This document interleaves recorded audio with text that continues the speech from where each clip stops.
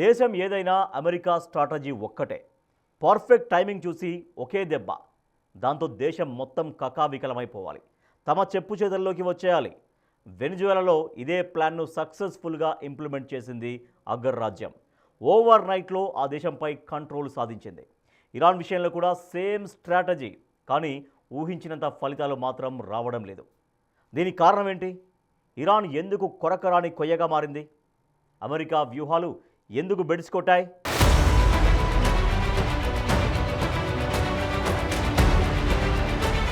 వెనిజుయేలా కథను ఒక్కరోజులో మార్చిన అమెరికా.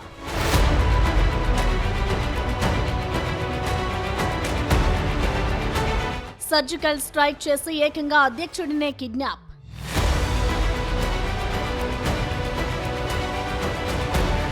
ఇరాన్లోనూ అమెరికాది అదే స్ట్రాటజీ.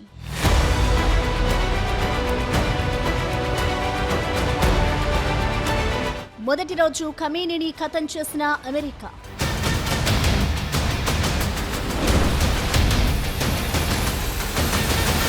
కానీ కొరకరాని కొయ్యగానే మిగిలిన ఇరాన్.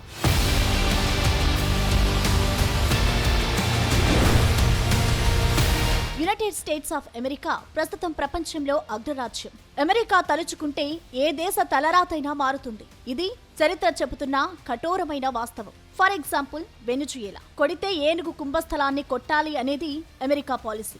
ఏ దేశంలో అలజడి సృష్టించాలన్నా, ఆ దేశాన్ని చెప్పు చేతల్లోకి తెచ్చుకోవాలన్నా ఆ దేశ అధినేతపై ఫోకస్ చేస్తోంది అమెరికా. వెనిజుయేలాలో కూడా అదే చేసింది. ఏకంగా ఆ దేశ అధ్యక్షుడు నికోలస్ మదురో భవనంపై సర్జికల్ స్ట్రైక్ చేసింది. అతడిని కిడ్నాప్ చేసి అమెరికాకు తరలించింది. దీంతో ఓవర్ నైట్ లో వెనిజుయేలాను పూర్తిగా తన కంట్రోల్లోకి తీసుకుంది అమెరికా. ఇప్పుడు ప్రపంచంలో అత్యధిక చమురు నిల్వలు ఉన్న వెనిజుయేలా ఇప్పుడు అమెరికా చేతుల్లోకి వచ్చేసింది.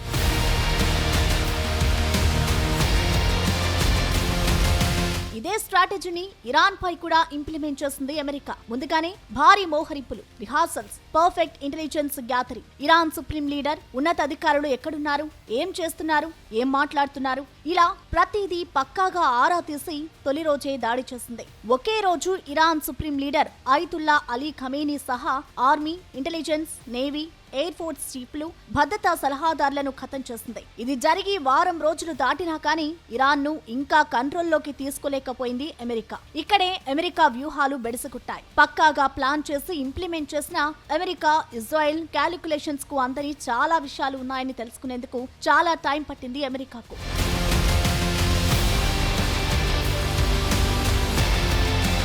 నిజానికి పాము ఎంత పెద్దదైనా, ఎంత ప్రమాదకరమైన తల మీద దాడి చేస్తే చాలు చచ్చి ఊరుకుంటుంది. ఇరాన్ విషయంలో ఇదే అనుకుంది అమెరికా. ఖమేనీని ఖతం చేస్తే చాలు ఆటోమేటిక్ గా దేశం తన కంట్రోల్లోకి వస్తుందని ఎక్స్పెక్ట్ చేసింది అమెరికా. కానీ ఇరాన్ ఓ ప్రమాదకరమైన పాము కాదు, ఓపికగా వేటాడే ఓ నక్కల గుంపును తలపిస్తోంది. గుంపును లీడ్ చేసే ఆల్ఫా హతమైనా ఎక్కడా వెనక్కి తగ్గడం లేదు. వ్యూహాలు మారుస్తూ అగ్రరాజ్యానికి చుక్కలు చూపిస్తోంది ఇరాన్. మరి ఇది ఎలా సాధ్యమైంది? ఇరాన్ ఇంతలా ఎదురుదాడులకు ఎలా ప్రిపేర్ అయింది? ఈ విషయాన్ని అమెరికా ఎందుకు పసిగట్టలేకపోయింది అనేది ఇప్పుడు ఇంట్రెస్టింగ్ గా మారింది. ఇరాన్ అంత చూస్తాం, ఇరాన్ అగ్రనేతలు దిగరావాల్సిందే, లేదంటే అక్కడ వారిని మార్చేస్తాం, ఇలా కొన్ని నెలలుగా స్టేట్మెంట్స్ ఇస్తూ వచ్చారు అమెరికా అధ్యక్షుడు డొనాల్డ్ ట్రంప్. నిజానికి ఈ వార్నింగ్లను ఇరాన్ లైట్ గా తీసుకున్నట్టు కనిపించడం లేదు. ఎందుకంటే అమెరికా ఏ రోజుకైనా దాడులు చేయక తప్పదు అనే ఆలోచన ఇరాన్ నాయకత్వంలో చాలా రోజులుగా ఉంది. అందుకే ముందస్తుగానే ఇరాన్ కౌంటర్ అటాక్స్ విషయంలో పక్కాగా ప్లాన్ చేసుకున్నట్టు తెలుస్తోంది.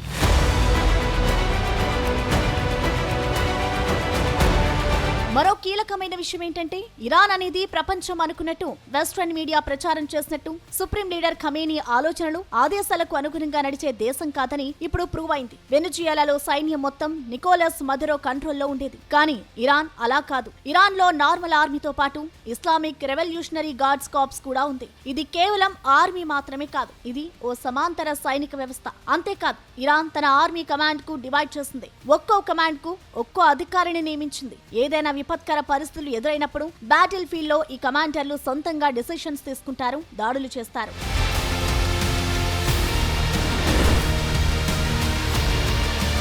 ఎప్పుడైతే అమెరికాతో కయ్యం మొదలైందో అప్పటి నుంచే ఇరాన్ కౌంటర్ అటాక్ స్ట్రాటజీలకు పదును పెట్టడం ప్రారంభించింది. మిసైల్స్ ను డెవలప్ చేసింది, డ్రోన్ టెక్నాలజీని అడాప్ట్ చేసుకుంది, భూమిపైన ఉంటే ఈజీగా దాడులు చేస్తోంది. కాబట్టి తన మిసైల్స్, డ్రోన్స్ ను భూమిలోకి 100 అడుగుల లోతుకి ఉన్న మిసైల్ సిటీస్ లో స్టోర్ చేసింది. వీటిని చేరడం అమెరికా బంకర్ బస్టర్ బాంబులకు కూడా వీలు కావడం లేదు. At the same time proxy war ను ప్రారంభించింది ఇరాన్. అమెరికా ఇరాన్ పై దాడి చేయగానే ఇరాన్ నేరుగా సమాధానం చెప్పడంతో పాటు తన వెనుకున్న యాక్సిస్ ఆఫ్ రెసిస్టెన్స్ రంగంలోకి దించింది. లెబనాన్ లో హిజ్బుల్లా, యెమెన్ లో హుతీలు, ఇరాక్ లోని షియా మిలీషియాలు అమెరికా బేస్లపై దాడులు చేస్తున్నారు. మొత్తం మిడిల్ ఈస్ట్ ను ఓ యుద్ధ క్షేత్రంగా మార్చేసింది ఇరాన్.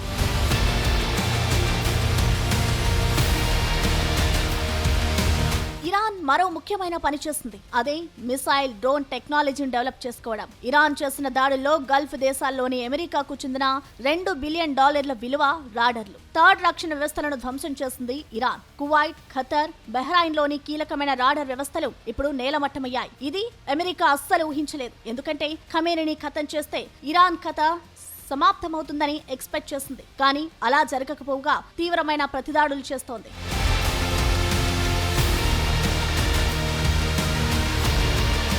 ఓవరాల్ గా వెనిజుయేలాలో జరిగింది ఓ సర్జికల్ స్ట్రైక్ లాంటిది. కానీ ఇరాన్ తో చేస్తున్నది ఒక ఐడియాలజీ వార్ అని చెప్పాలి. అక్కడ నాయకుడు మారినా వ్యవస్థ మారదు. అమెరికా ఎయిర్ స్ట్రైక్స్ ద్వారా ఇరాన్ ను దెబ్బతీయగలదు, కానీ ఆ దేశాన్ని ఆక్రమించి కంట్రోల్ చేయగలదా అనేది ఇప్పుడు తెలియాల్సిన అంశం. అయితే ఇరాన్ తీవ్ర స్థాయిలో కౌంటర్ అటాక్ చేస్తుండటంతో అమెరికా ఇప్పుడు స్క్రిప్ట్ మార్చింది. దాడులు కొనసాగిస్తూనే ఇరాన్ వద్ద ఆయుధాలు అయిపోతున్నాయంటూ కొత్త ప్రచారం మొదలుపెట్టింది. అయితే అమెరికాకు మరో దిమ్మ తిరిగే షాక్ ఇచ్చింది ఇరాన్.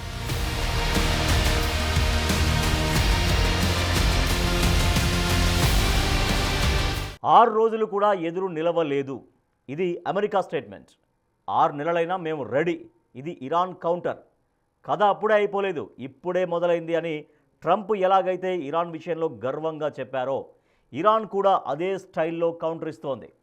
ఇప్పటి వరకు జరిగింది ఒక ఎత్తు, ఇకపై తాము చూపించబోయే సినిమా మరో ఎత్తు అని చెబుతోంది. ఇంతకీ ఇరాన్ స్ట్రాటజీ ఏంటి? ఈ 6 నెలల యుద్ధ వ్యూహం ఏంటి?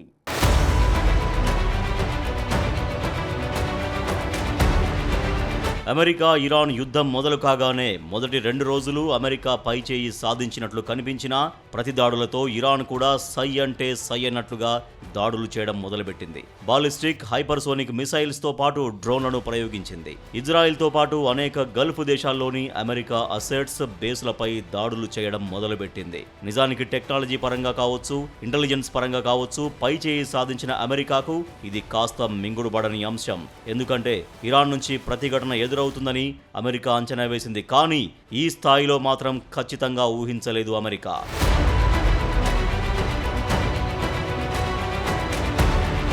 ఈ డ్యామేజ్ను కవర్ చేసుకోవడానికి అమెరికా కొత్త ప్రచారం మొదలుపెట్టినట్టు కనిపిస్తోంది. ఇరాన్ వద్ద క్షిపణులు, డ్రోన్స్ అయిపోయాయని, ఇప్పటికే మిసైల్స్ దాడులు 90% తగ్గాయని, డ్రోన్ దాడులు 80% తగ్గిపోయాయని ప్రకటనలు ఇవ్వడం ప్రారంభించింది. కానీ ఇక్కడో లాజిక్ మిస్ అవుతోంది అమెరికా.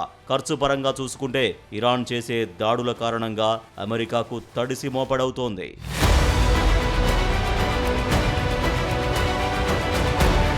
20 లక్షలతో తయారైన డ్రోన్ మిసైల్ను కూల్చడానికి ఇజ్రాయెల్, అమెరికాలు కోట్లు విలువైన ఇంటర్సెప్టర్ మిసైల్స్ను ప్రయోగిస్తూ వస్తోంది. ఇది ఆర్థికంగా భారం కావడంతో పాటు మిసైల్స్ అయిపోతున్నాయనే చర్చ మొదలైంది. దీన్ని ధృవీకరిస్తూ పెంటగాన్ ఏకంగా అఫీషియల్గా ఒక లెటర్ కూడా రాసింది. మరో 10 రోజుల పాటు ఇదే స్థాయిలో మిసైల్స్ను ప్రయోగిస్తూ పోతే స్ట్రాటజిక్ అడ్వాంటేజ్ కోల్పోతామని చెబుతోంది.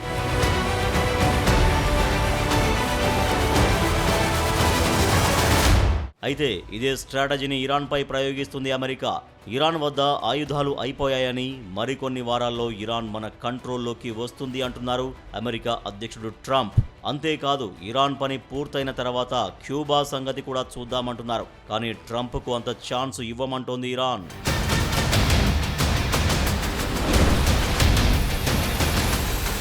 ఇరాన్ లేటెస్ట్గా ఒక ప్రకటన చేసింది. మరో 6 నెలల పాటు పోరాడడానికి అవసరమైన ఆయుధాలు, క్షిపణులు, డ్రోన్లు తమ వద్ద ఉన్నాయని చెబుతున్నారు Iran brigadier general Ali Mahmoud. అంతేకాదు ఇప్పటి వరకు అమెరికాకు చెందిన 7 హైలీ అడ్వాన్స్డ్ రాడార్లు, థాడ్ డిఫెన్స్ సిస్టమ్స్ ను ధ్వంసం చేశామని ఇరాన్ చెబుతోంది. అంతేకాదు ఇరాన్ గగనతలంలో చక్కర్లు కొడుతున్న 80 అమెరికా డ్రోన్లను కూల్చేశామని ప్రకటించింది. ఇప్పటి వరకు 23,000 విమానాలు రద్దయ్యాయని, అనేక దేశాల విమానయాన రంగాలకు కోలుకోలని దెబ్బపడిందని ప్రకటించింది. దీనంతటికి కారణం అమెరికానే అని ప్రకటించింది.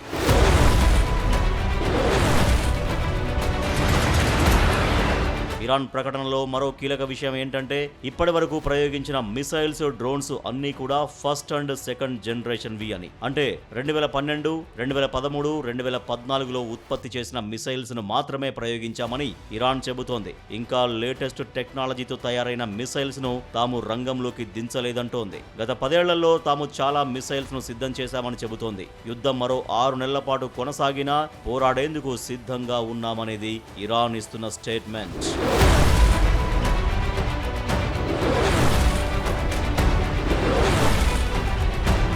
ఇరాన్ చెప్పేది నిజంగా నిజమైతే అమెరికాకు తిప్పలు తప్పవనే చెప్పాలి. ఎందుకంటే మిసైల్స్, ఆయుధాల తయారీకి అమెరికా చేసే ఖర్చుకు, ఇరాన్ చేసే ఖర్చుకు నక్కకు నాగలోకానికి ఉన్నంత తేడా ఉంది. ఫర్ ఎగ్జాంపుల్, ఒక మిసైల్ తయారీకి ఇరాన్ 20 లక్షలు ఖర్చు చేస్తే అమెరికాకు 2 కోట్ల వరకు ఖర్చు అవుతుంది. సో అమెరికా ఎక్కువ ఖర్చు చేయాల్సి ఉంటుంది. దీనికి తోడు అమెరికన్ ఆర్మీ మొత్తం కూడా సొంత దేశాలకు దూరంగా ఉంటుంది. వీటి మెయింటెనెన్స్ మొత్తం గల్ఫ్ దేశాల్లోనే జరగాల్సి ఉంటుంది. కానీ ఇరాన్ ఎప్పుడు ఏ వైపు నుంచి మిసైల్ ప్రయోగిస్తుందో తెలియని పరిస్థితి.